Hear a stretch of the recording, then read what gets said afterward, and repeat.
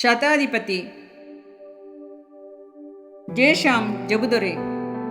ಆ ಶತಾಧಿಪತಿಯು, ಪ್ರಭುವೇ, ನೀನು ನನ್ನ ಮನೆಗೆ ಬರತಕ್ಕಷ್ಟು ಯೋಗ್ಯತೆ ನನ್ನಲ್ಲಿಲ್ಲ. ನೀನು ಒಂದು ಮಾತು ಹೇಳಿದರೆ ಸಾಕು, ನನ್ನ ಆಳಿಗೆ ಗುಣವಾಗುವುದು.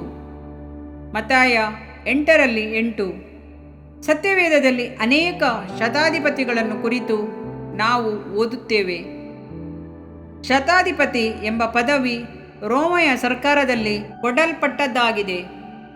100 ಮಂದಿ ಸೈನಿಕರನ್ನು ಹೊಂದಿರುವ ಗುಂಪಿಗೆ ಅಧಿಪತಿಯೇ ಶತಾಧಿಪತಿ ಎಂದು ಕರೆಯಲ್ಪಡುತ್ತಾನೆ. ಅನೇಕ ಶತಾಧಿಪತಿಗಳನ್ನು ಸತ್ಯವೇದದಲ್ಲಿ ನಾವು ನೋಡಿದರೂ ಒಬ್ಬ ಶತಾಧಿಪತಿಯ ಹೆಸರನ್ನು ಮಾತ್ರವೇ ನಾವು ಸತ್ಯವೇದದಲ್ಲಿ ನೋಡುತ್ತೇವೆ.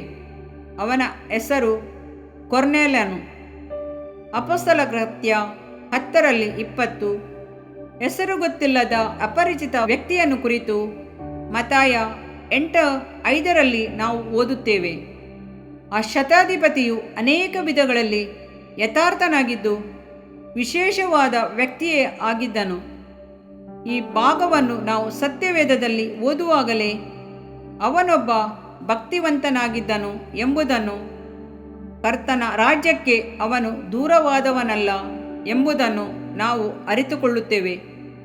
ಮಾತ್ರವೇ ಅಲ್ಲ, ಕರ್ತನಿಂದ ಹೊಗಳಿಕೆ ಪಡೆದ ಶತಾಧಿಪತಿಯು ಇವನೇ ಆಗಿದ್ದಾನೆ. ಈ ಶತಾಧಿಪತಿ ಯಾರು? ಇವನ ಹೆಸರೇನು? ವ್ಯಾಧಿಪೀಡಿತನಾಗಿದ್ದ ಆಳಿನ ಹೆಸರೇನು?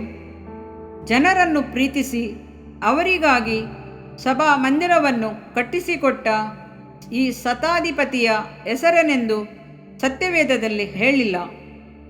ಆದರೂ ಅವನ ಬಗ್ಗೆ ಒಳ್ಳೆಯ ವಿವರಣೆಯನ್ನು ಸತ್ಯವೇದದಲ್ಲಿ ಕಾಣುತ್ತೇವೆ. ಅವನು ಜನರನ್ನು ಪ್ರೀತಿಸುವವನು, ಕರ್ತನನ್ನು ಪ್ರೀತಿಸುವವನು. ಆದ್ದರಿಂದಲೇ ಸಭಾ ಮಂದಿರವನ್ನು ಕಟ್ಟಿಸಿದನು. ಅವನು ಭಕ್ತಿಯುಳ್ಳವನಾಗಿದ್ದು ಆರಾಧಿಸುತ್ತಿದ್ದದರಿಂದಲೇ ಅದಕ್ಕಾಗಿ ಸಭಾಮಂದಿರವನ್ನು ಕಟ್ಟಿಸಿದನು. 3ನೇದಾಗಿ, ಅವನು ತನ್ನ ಕೆಲಸದ ಆಳುಗಳನ್ನು ಪ್ರೀತಿಸುತ್ತಿದ್ದನು. ಆದ್ದರಿಂದಲೇ ಅವನು ಗುಣವಾಗಬೇಕೆಂದು ಯೇಸು ಕ್ರಿಸ್ತನ ಬಳಿ ಬಂದನು. 4ನೇದಾಗಿ, ಅವನು ಯೇಸುವನ್ನು ಪ್ರೀತಿಸಿದನು. ಆದ್ದರಿಂದ ಆತನ ಮುಂಭಾಗದಲ್ಲಿ ತನ್ನನ್ನು ತಗ್ಗಿಸಿಕೊಂಡು, ನೀನು ನನ್ನ ಮನೆಗೆ ಬರುವಷ್ಟು ಯೋಗ್ಯತೆ ತನ್ನನ್ನಿಲ್ಲ ಎಂದು ಹೇಳಿಕೊಂಡನು. ಮಾತ್ರವಲ್ಲದೆ ಅವನು ಕರ್ತನ ಅದ್ಭುತ ಮಹಿಮೆಯನ್ನು ನಂಬಿದನು. ನೀನು ಒಂದು ಮಾತು ಹೇಳು ಸ್ವಾಮಿ, ನನ್ನ ಆಳಿಗೆ ಗುಣವಾಗುವುದು ಎಂದನು. ಇದನ್ನು ಕೇಳಿ ಕ್ರಿಸ್ತನು ಬಹಳ ಆಶ್ಚರ್ಯಪಟ್ಟನು. ಅನ್ಯ ಮತಸ್ಥನು ಯೇಸುವಿನ ಮೇಲೆ ಇಟ್ಟಿದ್ದಂಥ ನಂಬಿಕೆಯು ಕರ್ತನ ಮನಸ್ಸನ್ನು ಮುದಗೊಳಿಸಿತು. ಅವನನ್ನು ಕುರಿತು, ನಾನು ಇಂಥ ದೊಡ್ಡ ನಂಬಿಕೆಯನ್ನು ಇಸ್ರೇಲ್ ಜನರಲ್ಲಿಯೂ ಕಾಣಲಿಲ್ಲ ಎಂದು ಸಾಕ್ಷಿ ಕೊಟ್ಟನು. ಮತ್ತು ಅವನು ಪರಲೋಕ ರಾಜ್ಯಕ್ಕೆ ಪಾತ್ರನು ಎಂಬುದನ್ನು ತಿಳಿಸಿದನು. ಮೂಡಣ ಪಡುವಣ ದಿಕ್ಕುಗಳಿಂದ ಬಹಳ ಜನ ಬಂದು ಪರಲೋಕ ರಾಜ್ಯದಲ್ಲಿ ಅಬ್ರಾಮ್, ಇಸಾಕ್, ಯಾಕೋಬ್ ಎಂಬವರ ಸಂಗಡ ಊಟಕ್ಕೆ ಕೂಡುವರು. ಆದರೆ ಆ ರಾಜ್ಯದ ಬಾಧ್ಯಸ್ಥರು ಹೊರಗೆ ಕತ್ತಲೆಗೆ ಹಾಕಲ್ಪಡುವರು ಎಂದು ಹೇಳಿದರು. ಆ ಅಧಿಪತಿಯನ್ನು ಕುರಿತು ನಾವು ಇನ್ನೂ ಹೆಚ್ಚಾಗಿ ಧ್ಯಾನಿಸುವಾಗ, ಸೇನಾಪಡೆಯವರು, ಕಾವಲು ಪಡೆಯಲ್ಲಿರುವ ಉನ್ನತ ಅಧಿಕಾರಿಗಳು ತಮ್ಮನ್ನು ತಗ್ಗಿಸಿಕೊಳ್ಳುವುದೂ ಇಲ್ಲ, ದೀನತೆ ತೋರಿಸುವುದೂ ಇಲ್ಲ, ತಮ್ಮ ಅಧಿಕಾರವನ್ನು ಬಿಟ್ಟುಕೊಡುವುದೂ ಇಲ್ಲ. ತಮ್ಮ ಅಧಿಕಾರವನ್ನು ಬಿಟ್ಟು ಕೊಡುವುದು ಎಂದರೆ ಅದು ಮಹತ್ತಾದ ಕಾರ್ಯವೇ. ಅನೇಕ ಅಧಿಕಾರಿಗಳು ತಮ್ಮ ಕೈ ಕೆಳಗೆ ಕೆಲಸ ಮಾಡುವವರನ್ನು ಕುರಿತು ಚಿಂತೆ ಮಾಡುವುದೇ ಇಲ್ಲ. ಆಳುಗಳು ತಮಗೆ ಸೇವೆ ಮಾಡಬೇಕೆಂದು ಬಯಸುವವರೇ ಹೊರತು ಅವರ ಕ್ಷೇಮವನ್ನು, ಸೌಖ್ಯವನ್ನು ಬಯಸುವುದಿಲ್ಲ. ಆದರೆ ಈ ಶತಾಧಿಪತಿ ತನ್ನ ಸ್ವಂತ ಸೇವಕನ ಆರೋಗ್ಯವನ್ನು ಕುರಿತು ಚಿಂತಿಸುವವನಾಗಿದ್ದನು. ಅವರು ಹೇಳುವುದನ್ನು ನೋಡಿರಿ, ನಾನು ಸಹ ಮತ್ತೊಬ್ಬರ ಕೈ ಕೆಳಗಿರುವವನು, ನನ್ನ ಕೈಗಳಿಗೆ ಸಿಪಾಯಿಗಳಿದ್ದಾರೆ. ನಾನು ಅವರಲ್ಲಿ ಒಬ್ಬನಿಗೆ ಹೋಗು ಎಂದರೆ ಹೋಗುತ್ತಾನೆ, ಮತ್ತೊಬ್ಬನಿಗೆ ಬಾ ಎಂದು ಹೇಳಿದರೆ ಬರುತ್ತಾನೆ, ಇಂತಿದ್ದದನ್ನು ಮಾಡು ಎಂದರೆ ಮಾಡುತ್ತಾನೆ ಎಂದು ಹೇಳುತ್ತಾನೆ. ಇಬ್ಬರು ಅಧಿಕಾರಿಗಳು ಒಬ್ಬರನ್ನೊಬ್ಬರು ಸಂಧಿಸಿಕೊಳ್ಳುತ್ತಾರೆ. ಶತಾಧಿಪತಿಯ ಅಧಿಕಾರ ಸ್ವಲ್ಪವೇ, ಆದರೆ ಕ್ರಿಸ್ತ ಯೇಸುವಿನ ಅಧಿಕಾರವಾದರೂ ಮಹೋನ್ನತವಾದುದು. ಆಕಾಶದಲ್ಲೂ ಭೂಮಿಯ ಮೇಲೂ ಸಕಲ ಅಧಿಕಾರವುಳ್ಳಾತನು. ಶತಾಧಿಪತಿಯು ತನ್ನ ಅಧಿಕಾರವನ್ನು ಉಪಯೋಗಿಸಿ ಒಬ್ಬನನ್ನು ಬಾ ಎಂದರೆ ಬರುತ್ತಾನೆ, ಹೋಗು ಎಂದರೆ ಹೋಗುವನು. ಅವನ ಅಧಿಕಾರವಷ್ಟೇ. 100 ಮಂದಿ ಆಳುಗಳ ಹೊರತು ಬೇರೆಯವರ ಮೇಲೆ ಇಲ್ಲ. ಆಳುಗಳಿಗೆ ಅಪ್ಪಣೆ ಕೊಡುವನೇ ಹೊರತು ವ್ಯಾಧಿಗೆ ಅಪ್ಪಣೆ ಕೊಡಲು ಅವನಿಗೆ ಸಾಧ್ಯವಿಲ್ಲ. ದೈವಕ್ಕೆ ನೀನು ಹೋಗೆಂದು ಶತಾಧಿಪತಿ ಹೇಳಿದರೆ ಅದು ಹೋಗುವುದಿಲ್ಲ. ಮರಣಾಧಿಕಾರಿಯನ್ನು ಹೋಗು ಎಂದು ಹೇಳುವ ಅಧಿಕಾರವಿಲ್ಲ. ಆದರೆ ಯೇಸುಕ್ರಿಸ್ತನ ಅಧಿಕಾರವು ಆ ರೀತಿಯಾದಲ್ಲ. ಆತನು ಹೇಳುವಾಗ ಗಾಳಿಯು ಸಮುದ್ರವು ಸಹ ಶಾಂತವಾಗುವುದು. ಆತನು ಅಪ್ಪಣೆ ಕೊಡುವಾಗ ಸತ್ತವರು ಏಳುವರು. ಆತನು ಹೇಳುವಾಗ ಮಹತ್ತಾದ ಅದ್ಭುತಗಳು ನಡೆಯುತ್ತವೆ. ಕರ್ತನ ವಾರ್ತೆಯಾದರೂ ನೆಲೆಗೊಳಿಸುವಂಥದ್ದು. ಸೃಷ್ಟಿಸುವ ವಾರ್ತೆಗಳು, ಮಹಿಮೆಯುಳ್ಳ ವಾರ್ತೆಗಳು.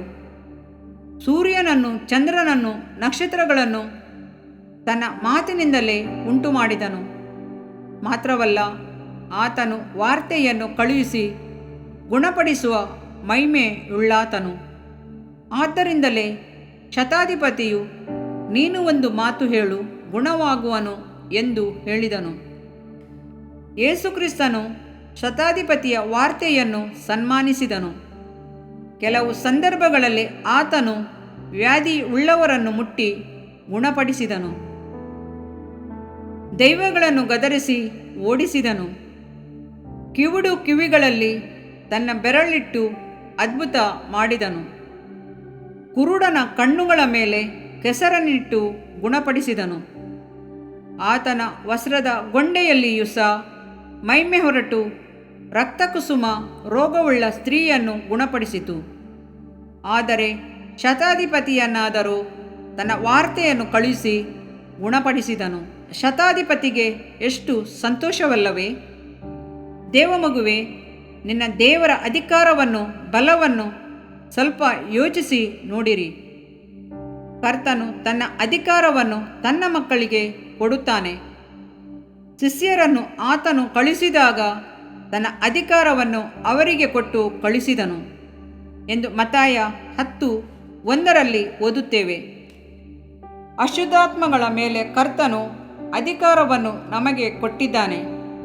ಲೂಕ 10:19.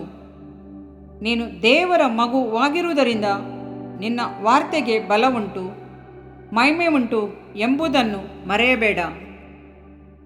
ಇದರಿಂದ ನಿನ್ನ ದೇಹಕ್ಕೆ ಆರೋಗ್ಯವು, ಎಲುಬುಗಳಿಗೆ ಸಾರವು ಉಂಟಾಗುವವು. ಜ್ಞಾನೋಕ್ತಿಗಳು 3ನೇ ಅಧ್ಯಾಯ 8ನೇ ವಾಕ್ಯ. ಪ್ರಿಯ ವೀಕ್ಷಕರೇ ಮತ್ತು ಕರ್ತನಲ್ಲಿ ಸಹೋದರ ಸಹೋದರಿಯರೇ, ನೀವು ನಮ್ಮ ಈ ಕಾರ್ಯಕ್ರಮವನ್ನ ವೀಕ್ಷಿಸಿದ್ದಕ್ಕಾಗಿ ದೇವರ ನಾಮದಲ್ಲಿ ನಿಮಗೆ ವಂದನೆಗಳು. ದೇವರ ವಾಕ್ಯವು ನಮ್ಮ ಎಲುಬಿಗೆ ಬಲವು, ಸಾರವೂ ಆಗಿದೆ ಎಂದು ಸತ್ಯವೇದವು ಹೇಳುವಂತೆ ಈ ಕಾರ್ಯಕ್ರಮವು ನಿಮಗೆ ಆಶೀರ್ವಾದಕರವಾಗಿದೆ ಎಂದು ನಂಬುತ್ತೇವೆ. ಪ್ರಿಯ ವೀಕ್ಷಕರೇ, ನಮ್ಮ ಈ ಸೇವೆಗಾಗಿ ಪ್ರಾರ್ಥಿಸಿರಿ ಮತ್ತು ಎಲ್ಲಾ ಕಾರ್ಯಕ್ರಮಗಳನ್ನ ಇತರರೊಂದಿಗೆ ಶೇರ್ ಮಾಡಿರಿ. ಅದೇ ರೀತಿಯಾಗಿ ನಮ್ಮ ಈ ಯೂಟ್ಯೂಬ್ ಚಾನೆಲ್ ಅನ್ನು ಸಬ್ಸ್ಕ್ರೈಬ್ ಮಾಡಿರಿ ಹಾಗೂ ಲೈಕ್ ಮಾಡಿ. ನಿಮ್ಮ ಅನಿಸಿಕೆಗಳನ್ನು ಕಮೆಂಟ್ ಬಾಕ್ಸ್ನಲ್ಲಿ ನಮಗೆ ತಿಳಿಯಪಡಿಸಿ. ನಮ್ಮ ಸಂಖ್ಯೆ 7022104605. ಈ ಸಂಖ್ಯೆಗೆ ಕರೆ ಮಾಡಿರಿ. ಒಬ್ಬ ಪಾಪಿಯ ಪ್ರಾರ್ಥನೆ, ಯೇಸುವನ್ನು ರಕ್ಷಕನಾಗಿ ಅಂಗೀಕರಿಸಲು ಮಾಡಬೇಕಾದ ಪ್ರಾರ್ಥನೆ. ಪ್ರಿಯ ಪರಲೋಕದ ತಂದೆಯೇ, ಯೇಸುವಿನ ಹೆಸರಿನಲ್ಲಿ ನಾನು ನಿನ್ನ ಬಳಿಗೆ ಬಂದಿದ್ದೇನೆ. ನನ್ನ ಬಳಿಗೆ ಬರುವವರನ್ನು ನಾನು ತಳ್ಳಿಬಿಡುವುದೇ ಇಲ್ಲ. ಯೋಹಾನ 6:37 ಎಂದು ನಿನ್ನ ವಾಕ್ಯ ಹೇಳುತ್ತದಲ್ಲ. ಆದ್ದರಿಂದ ನೀನು ನನ್ನನ್ನು ತಳ್ಳಿಬಿಡದೆ ನನ್ನನ್ನು ಸೇರಿಸಿಕೊಳ್ಳುವಿ ಎಂದು ನನಗೆ ಗೊತ್ತಿದೆ. ಆದ್ದರಿಂದ ನಾನು ನಿನಗೆ ಸ್ತೋತ್ರ ಮಾಡುತ್ತೇನೆ. ನೀನು ನಿನ್ನ ವಾಕ್ಯದಲ್ಲಿ ನೀನು ಯೇಸುವನ್ನೇ ಕರ್ತನೆಂದು ಬಾಯಿಂದ ಅರಿಕೆ ಮಾಡಿಕೊಂಡು ದೇವರು ಆತನನ್ನು ಸತ್ತವರೊಳಗಿಂದ ಎಬ್ಬಿಸಿದನೆಂದು ಹೃದಯದಿಂದ ನಂಬಿದರೆ ನಿನಗೆ ರಕ್ಷಣೆಯಾಗುವುದು ಎಂತಲೂ ಕರ್ತನ ನಾಮವನ್ನ ಹೇಳಿಕೊಳ್ಳುವವರೆಲ್ಲರಿಗೆ ರಕ್ಷಣೆಯಾಗುವುದೆಂತಲೂ ಬರೆದಿದೆ. ರೋಮ 10:9-13 ವಾಕ್ಯ. ಯೇಸು ಕ್ರಿಸ್ತನು ದೇವಕುಮಾರನೆಂದು ನನ್ನ ಹೃದಯದಲ್ಲಿ ನಂಬುತ್ತೇನೆ. ನನ್ನನ್ನು ನೀತಿವಂತನನ್ನಾಗಿ ಮಾಡುವುದಕ್ಕಾಗಿ ಆತನು ಸತ್ತವರೊಳಗಿಂದ ಎಬ್ಬಿಸಲ್ಪಟ್ಟನು ಎಂದು ನಂಬುತ್ತೇನೆ. ನಾನು ಆತನ ನಾಮವನ್ನ ಹೇಳಿಕೊಳ್ಳುತ್ತೇನೆ. ಯೇಸುವೇ, ನೀನೇ ಕರ್ತನು. ತಂದೆಯೇ, ನೀನು ನನ್ನನ್ನು ರಕ್ಷಿಸಿದಿ ಎಂದು ನಾನು ನಂಬುತ್ತೇನೆ. ನಿನ್ನ ವಾಕ್ಯವು ಹೇಳುತ್ತದೆ, ಮನುಷ್ಯನು ಹೃದಯದಿಂದ ನಂಬುವುದರ ಮೂಲಕ ನೀತಿಯು ದೊರಕುತ್ತದೆ, ಬಾಯಿಂದ ಅರಿಕೆ ಮಾಡುವುದರ ಮೂಲಕ ರಕ್ಷಣೆಯಾಗುತ್ತದೆ. ರೋಮ 10:10. ನಾನೀಗ ನನ್ನ ಹೃದಯದಲ್ಲಿ ನಂಬುತ್ತೇನೆ ಹಾಗೂ ಯೇಸುವೇ ನನ್ನ ಕರ್ತನೆಂದು ಅರಿಕೆ ಮಾಡುತ್ತೇನೆ. ಆದುದರಿಂದ ನಾನೀಗ ರಕ್ಷಣೆ ಹೊಂದಿದ್ದೇನೆ. ಅಪ್ಪಾ ತಂದೆಯೇ, ನಿನಗೆ ಸ್ತೋತ್ರ. ಲೂಕನು ಬರೆದ ಸುವಾರ್ತೆ 11ನೇ ಅಧ್ಯಾಯದಲ್ಲಿ ಬರೆದಿರುವಂತೆ, ನಿಮ್ಮಲ್ಲಿ ತಂದೆಯಾದವನು ಮೀನನ್ನು ಕೇಳುವ ಮಗನಿಗೆ ಮೀನು ಕೊಡದೆ ಹಾವನ್ನು ಕೊಡುವನೆ? ಅಥವಾ ತತ್ತಿಯನ್ನು ಕೇಳಿದರೆ ಚೇಳನ್ನು ಕೊಡುವನೆ? ಹಾಗಾದರೆ ಕೆಟ್ಟವರಾದ ನೀವು ನಿಮ್ಮ ಮಕ್ಕಳಿಗೆ ಒಳ್ಳೆ ಪದಾರ್ಥಗಳನ್ನ ಕೊಡಬಲ್ಲವರಾದರೆ ಪರಲೋಕದಲ್ಲಿರುವ ನಿಮ್ಮ ತಂದೆಯು ತನ್ನನ್ನು ಬೇಡಿಕೊಳ್ಳುವವರಿಗೆ ಎಷ್ಟೋ ಹೆಚ್ಚಾಗಿ ಪವಿತ್ರಾತ್ಮ ವರವನ್ನ ಕೊಡುವವನಲ್ಲವೇ ಅಂದನು.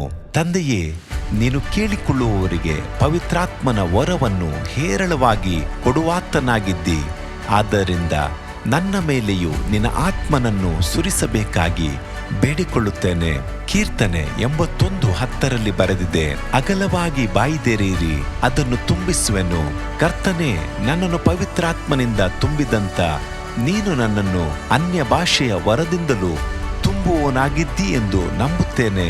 ಅದರಂತೆ ನಾನು ನನ್ನ ಬಾಯಿಯನ್ನು ತೆರೆದು ನಿನ್ನ ಸ್ತೋತ್ರ ಮಾಡುವಾಗ ಅನ್ಯ ಭಾಷೆಯ ಅಭಿಷೇಕದಿಂದ ನನ್ನನ್ನು ತುಂಬುವವನಾಗಿದ್ದಿ ಎಂದು ನಂಬುತ್ತೇನೆ. ಈಗ ನೀವು ನಿಮ್ಮ ಬಾಯಿಯನ್ನು ತೆರೆದು ಮಾತನಾಡುವಾಗ ಪವಿತ್ರಾತ್ಮನು ನಿಮ್ಮ ಬಾಯಿಯನ್ನು ತನ್ನ ಭಾಷೆಯಿಂದ ತುಂಬುವವನಾಗಿದ್ದಾನೆ. ಇದು ದೇವರ ಭಾಷೆಯಾಗಿದೆ. ಈ ಅಭಿಷೇಕವನ್ನ ಹೊಂದಿಕೊಳ್ಳಲು ನೀವು ನಿಮ್ಮ ಸ್ವರವನ್ನ ಉಪಯೋಗಿಸಬೇಕು. ಅದರಿಂದ ನೀವು ನಿಮ್ಮ ಬಾಯನ್ನು ತೆರೆದು ದೇವರಿಗೆ ಸ್ತೋತ್ರ ಮಾಡುವಾಗ ದೇವರು ನಿಮ್ಮನ್ನು ಅನ್ಯ ಭಾಷೆಯ ವರದಿಂದ ತುಂಬುವವನಾಗಿದ್ದಾನೆ. ಪ್ರಿಯರೇ, ಈಗ ನೀವು ಪವಿತ್ರಾತ್ಮನಿಂದ ತುಂಬಲ್ಪಟ್ಟ ಆತನ ಪ್ರಿಯ ಮಕ್ಕಳಾಗಿದ್ದೀರಿ. ದೇವರ ನಾಮಕ್ಕೆ ಸ್ತೋತ್ರವಾಗಲಿ.